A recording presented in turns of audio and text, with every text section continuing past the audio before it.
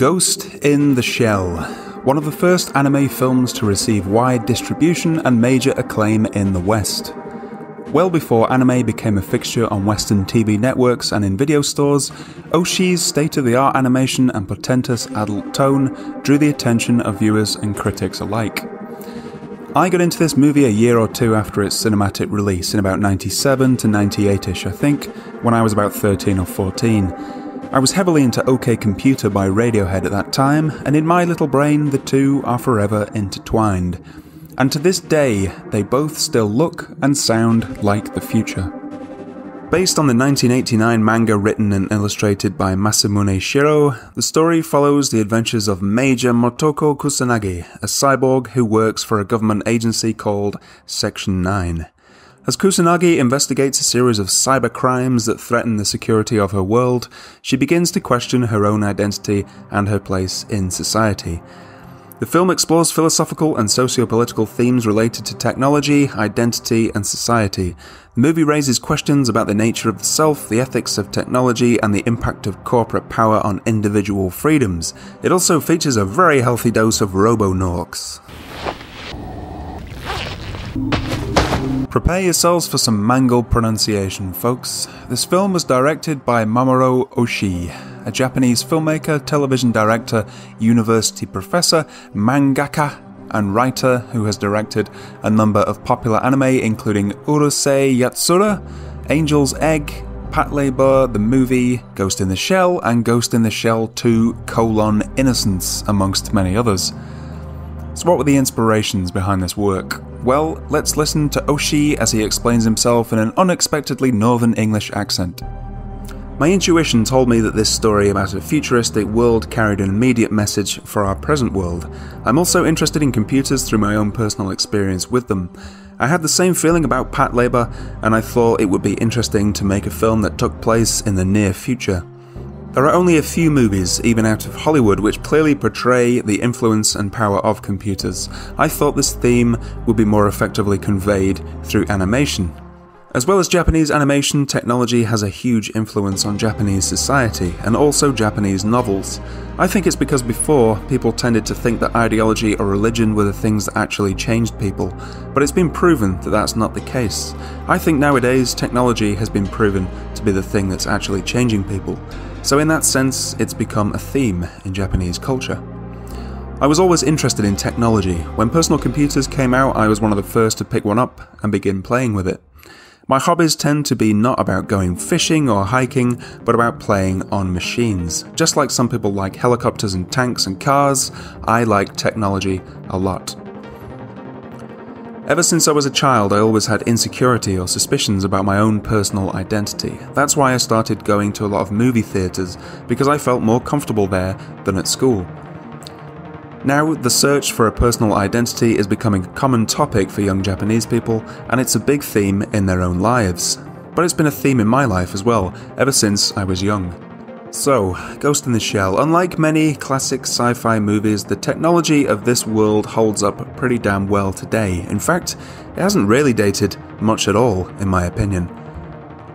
In this cyberpunk iteration of a possible future, computer technology has advanced to the point that many members of the public possess cyber brains, technology that allows them to interface their biological brain with various networks. The level of cyberization varies from simple minimal interfaces to almost complete replacement of the brain with cybernetic parts in the cases of severe trauma. This can also be combined with various levels of prosthesis, with a fully prosthetic body enabling a person to become a cyborg. The heroine of Ghost in the Shell, Kusanagi, is such a cyborg, having had a terrible accident befall her as a child that ultimately required that she use a full-body prosthesis to house her cyberbrain. This high level of cyberization, however, opens the brain up to attacks from highly skilled hackers. It has to be said that most of the tech in here is still pretty plausible, I think. In fact, in certain aspects, it's starting to get a little bit spooky. Elon Musk's Neuralink was founded in 2016 by Musk and a group of other scientists and engineers. It strives to develop brain-computer interfaces, or BCIs, that connect the human brain to computers that can decipher neural signals. In a 2018 interview with podcaster Joe Rogan, Musk said that Neuralink aims to symbiotically merge human brains with a super digital intelligence that will serve as a tertiary cognition layer, augmenting the human cortex and limbic systems. Musk proposes that humans today can already be regarded as cyborgs, thanks to cyborganic extensions such as smartphones and computers that enable us to gain knowledge, run quicker calculations, and generally expand our capabilities. Data transfer, however, remains a major bottleneck in the communication between humans and their digital devices. Although we have evolved interfaces from keyboards to touchscreens to mouses and voice commands in order to speed up data transfer, Musk believes that he can eliminate this bottleneck altogether with digital implants that effectively read our minds. Musk invested tens of millions of his personal wealth into the company and has said, without much evidence, as far as I can tell, that Neuralink's devices could enable superhuman cognition, enable paralyzed people to operate smartphones or robotic limbs with their minds, and solve, inverted commas, autism and schizophrenia. Musk has claimed that, as miraculous as it may sound, we're confident that it is possible to restore full body functionality to someone who has a severed spinal cord. I actually can't think of another major sci-fi flick that has aged better than this one in terms of the plausibility of its tech. There are no flying cars here, no robot future apocalypse, a comparatively minor overestimation of the speed of technological advancement, no spacefaring civilizations, and no voice-operated CRT zoomy-aroundy Polaroid dispenser type things. Despite being 30-odd years old, the only thing that jumps out to me as being a bit daft is the shot of the computer operator sprouting shitloads of little fingers and typing away furiously at a physical keyboard. Yeah, that looks a little bit silly. But other than that, this film is second to none in this department in my opinion. That being said, I think Alex Garland's films and TV shows are definitely in the same bracket. A bit like Alien and Blade Runner, this film is visually incredible and achingly beautiful. In fact, I think there's a certain kind of genius to them.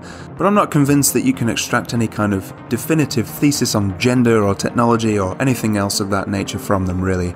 Don't get me wrong, that's not a criticism of these movies by any means. They're three of my favourite movies of all time. I just think that some folks get a little bit carried away at times, trying to identify exactly what the director was trying to say.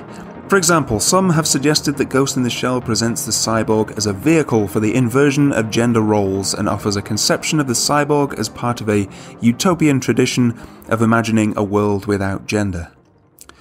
Well, if that was truly the case, I think we would have far fewer shots of Kusanagi's boobs. I don't think this film is about transcending gender, personally. Despite her somewhat androgynous appearance and her physical strength, Kusanagi is always presented to us as a female, and we relate to her as such. There's a slight sexual tension at times between her and Bateau that contributes to this, I think, and even a hint of unrequited love, I would argue, that bleeds into the second movie. The Puppet Master, a true form of electronic life, although housed in a female body, is presented as male, I would say, and not just because of his voice. And at the end of the film, as the two converse lying on their backs in the pissing rain, looking up at the glass ceiling, with him trying to talk his way into her subroutines, they actually present quite a traditional male-female dynamic, for my money. In fact, he's pretty much trying to tap Kusanagi up in this scene. At the very end of the movie, after merging with the Puppet Master, we still see and understand Kusanagi as a woman. Ghost in the Shell is riddled with fascinating themes, but I think people discuss this, and many other big sci-fi movies, in slightly exalted terms at times. There's a lot at work here, sure, but anyone looking for a definitive sort of manifesto on any particular topic is probably barking up the wrong tree. It's an astonishing looking movie, and it contains some deeply intriguing themes, and the soundtrack is truly magnificent, and that's more than enough for me. All that being said, I think one of the indisputable central themes of this movie, and probably the one that I like the most, is its ambivalence towards technological advancement. This movie presents a world in which every fantastic new possibility also casts a shadow.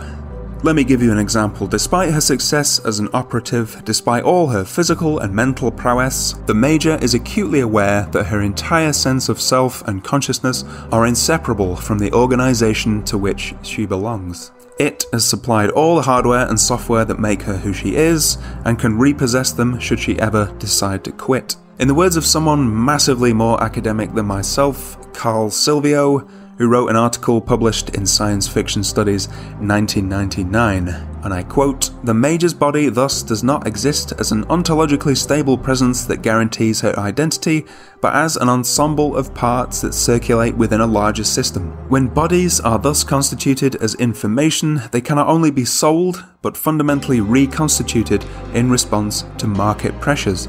This is one of the most feared aspects of cyborg technology, its ability to transform the material body into something akin to coded information, and thereby making it more amenable and vulnerable to social control. In some ways you can argue that Kusanagi's predicament is an exaggeration or extension of the one that the average arsehole faces today. On the one hand, our screen-based lives offer us access to insane amounts of data, and we feel as though we can move freely around this magnificent wired world of ours. And on the other hand, privacy has been almost completely obliterated by this very technology. Everything we do now leaves an electronic trace. I couldn't go for a shit in the middle of a wheat field in Uzbekistan without somebody knowing about it. And believe me, I've tried.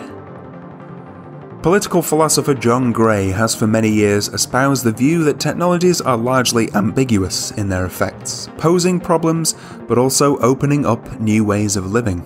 Ghost in the Shell chimes pretty damn well with that, in my opinion. In some ways, technology has liberated us, and in others it has done quite the opposite.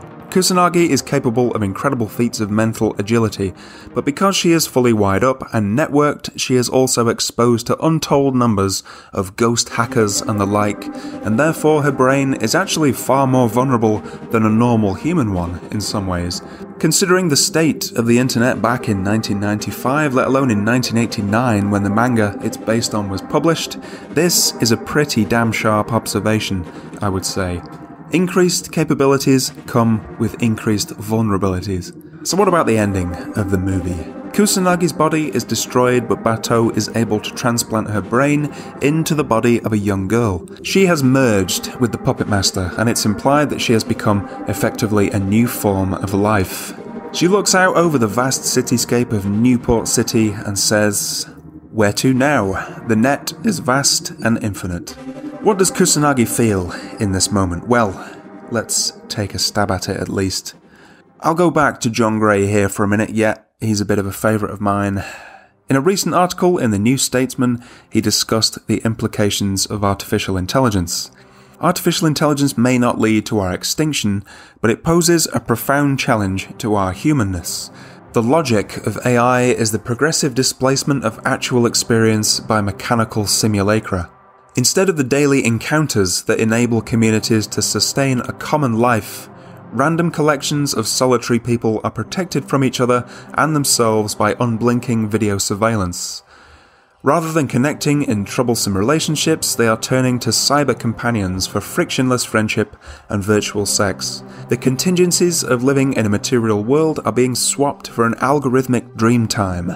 The endpoint is a self-enclosure in the Matrix, a loss of the definitively human experience of living as a fleshly, mortal creature.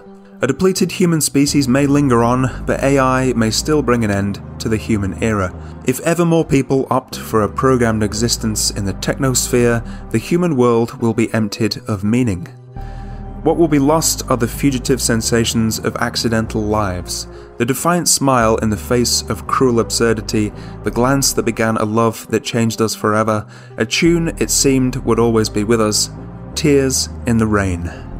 Kusanagi is not an AI. At her root, she is human, and we identify with her as such. However, by merging with the Puppet Master, a true form of electronic life, she is gradually becoming less human.